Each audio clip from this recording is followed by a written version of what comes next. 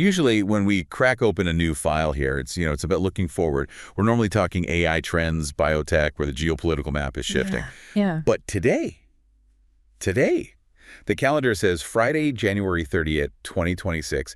And honestly, the world just feels like it stopped spinning for a second. If you've looked at your phone in the last couple of hours, you know exactly why. It is a heavy morning. It's one of those days where the news alert hits you and you sort of stare at it, hoping it's a mistake. You read it twice. You do. We're all waking up to the news that Catherine O'Hara has passed away at the age of 71. And looking at the sheer volume of material we have stacked up here, we've got biographies, film theory essays, and these raw, immediate tributes pouring in from LA, Toronto, everywhere. It is just crystal clear that we aren't talking about a celebrity death. No. This feels like the shifting of a tectonic plate in the world of comedy. That is exactly the mission for this deep dive. I mean, we're not here to just read an obituary or list her IMDb credits. Anyone can do that. We need to unpack why this loss hit so hard. We're looking at a 5-decade career that didn't just participate in comedy.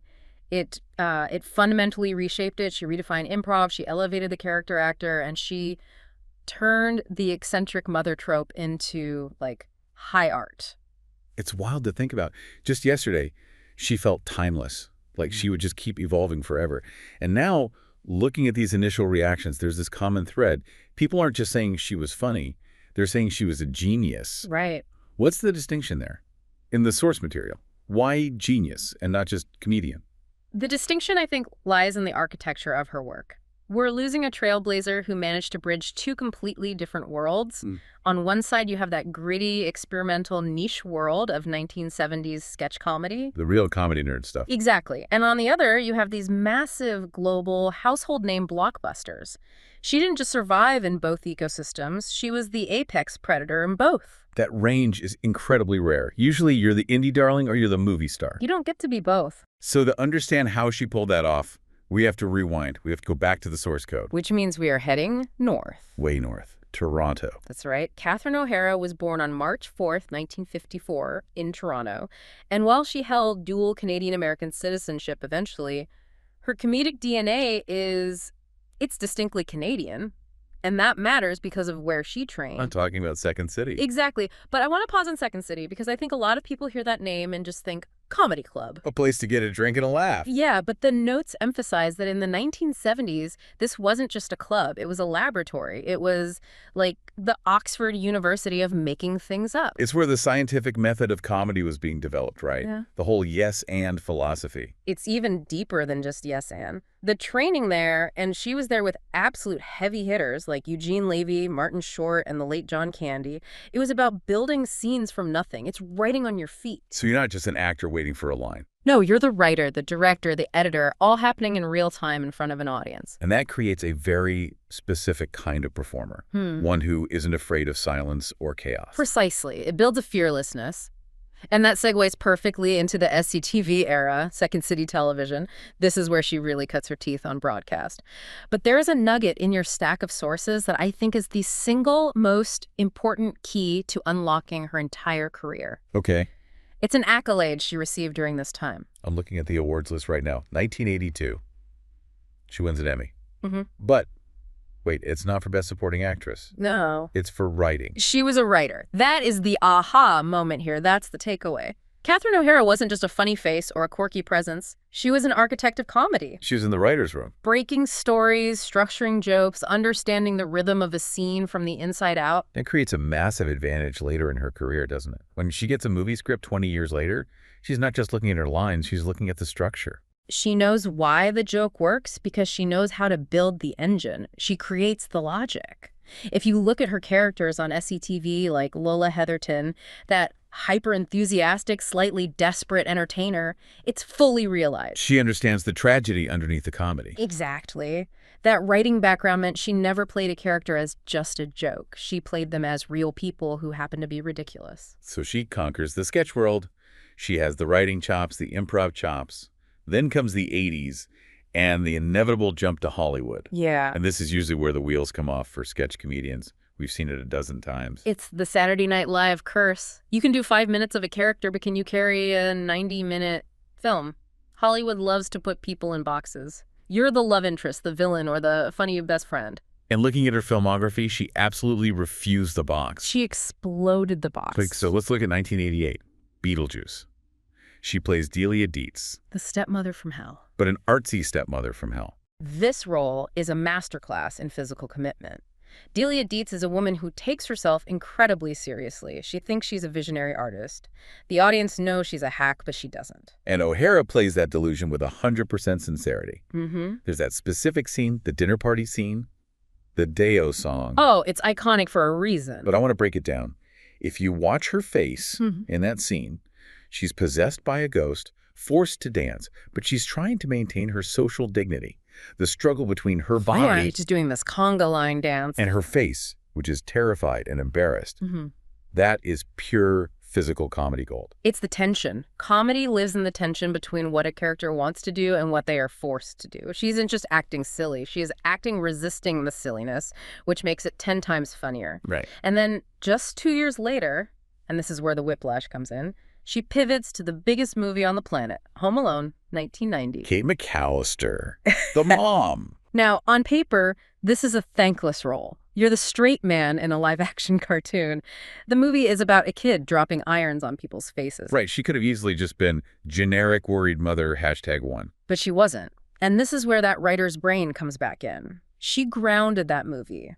Without her performance, Home Alone is just Looney Tunes. It's violent and silly. But because she played the genuine, visceral panic of losing a child. That scream! It's hurting. It pierces through the slapstick. It gave the movie stakes. We believed she was terrified, so we rooted for her to get home. She provided the emotional anchor that allowed the rest of the movie to be absurd.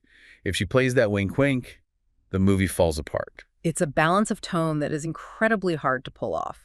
To be in the same movie as Joe Pesci getting set on fire and yet deliver a monologue to a polka king in a van that makes you actually feel something. That's the range, and it made her a global face. Suddenly, she wasn't just the weird lady from Beetlejuice, she was America's mom. But she didn't stay in that lane either. We have to touch on the voice work. The sources highlight 1993, The Nightmare Before Christmas. Sally. Another Tim Burton joint. And a total 180 from Kate McAllister. Sally is a rag doll. She's stitched together. O'Hara's vocal performance is so breathy, so hesitant. It's full of this melancholy longing. Acting with one hand tied behind your back, you don't have your face or your body, just the voice. And she conveys so much soul. It's haunting. So by the mid-90s, she has proved she can do the eccentric, the mom, and the voice. But then comes my personal favorite chapter. The mockumentaries. The Christopher Guest era. Best in Show, A Mighty Wind, Waiting for Guffman. This is where we circle back to the Toronto training. For the listener who might not know, these movies are unique. There's no script. No script at all. Just an outline, right? Like scene 4, the couple talks about their dog. Oh, yeah. And I go. Exactly. The dialogue is improvised. Catherine O'Hara and Eugene Levy reunite again, are inventing these people in real time. In Best in Show, that's 2000, she plays Cookie Fleck. Cookie, the woman with the, shall we say, checkered past. And notice the physicality again. There's a detail in the production notes. O'Hara decided that Cookie should have 2 left feet. Literally. Watch her walk in that movie. She trips over nothing. She's disjointed. That's a physical choice she made in the moment. In the moment. And she committed to it for the entire shoot. It's that high wire act. She's working without a net. And she's arguably funnier in these movies than in the scripted blockbusters because she's unfiltered. It's pure character and habitation. In A Mighty Wind, 2003, she actually learned to play the auto harp. She's singing live, playing an instrument, improvising dialogue, and doing a character accent all at once. The cognitive load of that is insane. Most actors can barely remember their lines and hit their mark. She's composing a symphony in real time. It's multitasking at an Olympian level. So by 2010 or so, she's a legend. She's done it all. She could retire to a Muskoka cottage and just relax. She could have. And frankly, the industry usually forces women over 50 to do just that. The roles dry up. You become the grandma in the background. Right. But she didn't fade away. She had a renaissance. Schitt's Creek. Schitt's Creek. We have to talk about Schitt's Creek. We cannot do this deep dive without a serious analysis of Moira Rose. It started in 2015, another reunion with Eugene Levy, who created it with his son Dan, and they tapped Catherine to play the matriarch. Moira Rose is, without exaggeration, one of the greatest comedic creations in television history. Oh, for sure. And I want to break down why using the notes we have on her process. Let's start with the look. The wigs. The wigs were her idea. They were. She viewed Moira as someone who puts on armor every day. She doesn't have hair, she has looks. It's a defense mechanism against the world. She uses fashion to keep people away. And then, the voice. The accent, I've read linguists trying to dissect it. It's baffling and brilliant. It's partly a mid-Atlantic accent, that fake accent Hollywood stars used in the 1940s, but she mixes in this archaic vocabulary, who uses the word pettifogging or bedevil in a modern sitcom. Or pronouncing baby as baby. The brilliance of that accent is that it tells you everything about the character's psychology. Moira is desperate to be seen as sophisticated, as other, as above her station. The accent is her way of distancing herself from the reality of living in a motel. It's funny, but it's rooted in character insecurity. Exactly. If she just did a funny voice for no reason, it would be annoying. But because it's a shield for the character, we love her for it. We see the vulnerability underneath the wigs and the vocabulary. And the world agreed. The award sweep was unprecedented. The Triple Crown, Emmy, Golden Globe, SAG. And she won them in her 60s. That is the narrative arc here. She didn't just still have it. She was better than she had ever been. It introduced her to a generation that had never seen SCTV. I see kids on TikTok doing the Moira Rose voice who probably don't know who Eugene Levy is. It proved that true talent is transferable across generations. She wasn't relying on nostalgia. She was generating new culture. She was creating memes in her 60s. So we have this towering body of work. But today, the news isn't about the work. It's about the woman. And usually in these deep dives, we stick to the facts and analysis. But the tributes coming in, they tell a story about who she was when the camera stopped. The consistent theme in every source, from her co-stars to crew members, is humility and kindness. She is survived by her husband, Bo Welch. They were married for 33 years. That's about 150 years in Hollywood time. They met on the set of Beetlejuice, right? He was the production designer. He designed the world she played in. It's poetic, really. They have 2 sons, Matthew and Luke. And by all accounts, despite the fame, she kept her life very private and very normal. Wasn't chasing headlines. No. There is one story in the notes that I think perfectly encapsulates her philosophy. It's about her wishes for the end. I saw this. It's heartbreaking, but also hilarious. It really is. She was asked once how she wanted to go. And she said she wanted to die laughing. She wanted to laughing, and she wanted her grandchildren to be there yelling, "Let go." Let go. That's dark humor at its finest. It is. But it's also profound. It suggests that she saw the ultimate absurdity in death, just like she saw it in life. She didn't want a somber, dramatic exit. She wanted a punchline. She wanted the release of a laugh. And sadly, the exit has come. Just to reconfirm the details for anyone tuning in late, Catherine O'Hara passed away today, January 30th, 2026, at her home in Los Angeles. Surrounded by loved ones. The tribute from Macaulay Culkin really stuck with me. Her Home Alone son? Yeah. He just wrote, "I thought we had more time." It lands hard, because even at 71, she felt like she was in the middle of a third act, not the end. It feels interrupted. We all expected another Christopher Guest movie. We expected another series. When someone is that vibrant, that alive on screen, the silence that follows is deafening. You just assume they will always be there to make the next joke. Yeah. So how do we sum this up? We've gone from the improv stages of Toronto through the blockbusters of the 90s to the cultural phenomenon of Schitt's Creek. What's the headline for you? What's the deep dive takeaway? For me, the headline is fearless observation. Catherine O'Hara was a sponge. She watched people, their tics, their insecurities, their weird pretenses, and she reflected it back to us. But she never did it with malice. She didn't mock her characters. She loved them. Even Moira Rose, with all her selfishness, was lovable because Catherine loved her. That's the key. She found the humanity in the absurdity. And she showed us that you don't have to choose between being a serious actor and a funny person. You can be a serious artist of comedy. She treated a pratfall with the same respect a dramatic actor treats a death scene. I think about that Let Go story again. It's the perfect construction manual for us today. It really is. The world feels heavy today. We've lost a legend.